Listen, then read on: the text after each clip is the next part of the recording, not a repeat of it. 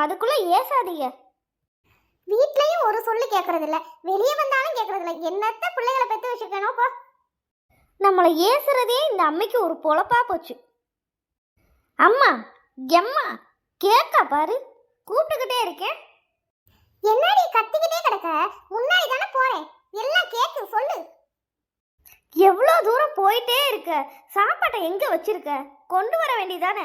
அதை கேட்கறதுக்கு தான் கூப்பிட்டுட்டே வர்றது, வேற எதுக்கு?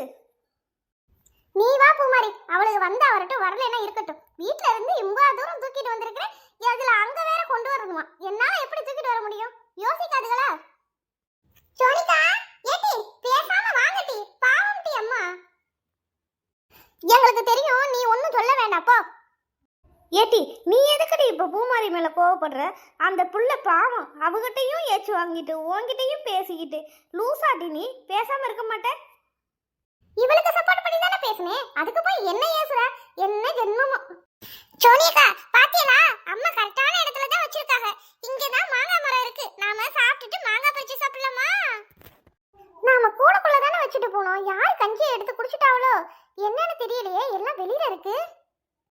ஆமாண்டி பூமாரி, இது தெரியாம அம்மைய சத்தம் போட்டுட்டேன் பாரு.